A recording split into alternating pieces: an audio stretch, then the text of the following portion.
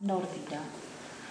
Rzeknę, że jako kaszepka, a z mojej roboty jako norwidolożka, no była to dla mnie podwójna redota, że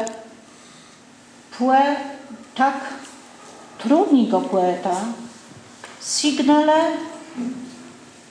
autorze poece z Kaszep. Powiem więcej, język kaszepski jest bardzo dobrym medium, jest bardzo dobrym materiałem literackim do tłumaczenia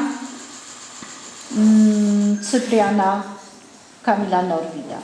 2 wiersze otrzymały wyróżnienia i znowu rzekna i je białka, i je chłop albo knyp.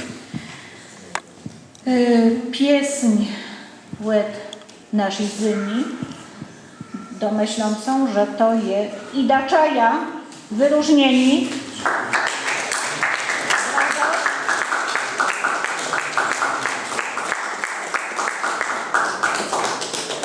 Drudzy wyróżnieni wczoraj jejo Mateusz Klebba.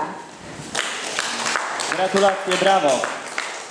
I w tłumaczeniach poezji utrzymywali i neologizmy Norwida, i jego patos, i jego ironię, ale także rytmika i rymę.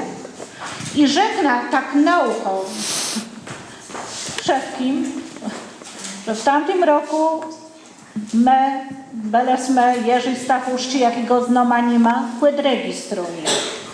Czasem myślę, że robota w karnie jury jest czasem cięższa, aniżeli ciej so samemu pisze.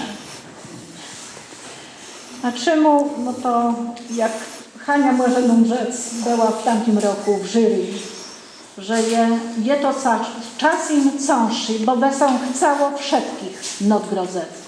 Jeszcze raz, że tak piękno, tak belno kaszebizna mogła w literackim języku kaszebskim zaiskrzeć, zaswiecić. Ząki wielki dla wszystkich piszących, że ta robota myślów i desze przez ich ręka płynie. Dziękuję bardzo. Wielki Bóg zapłać i się wielki brawa dla wszystkich laureatów, dla członków komisji.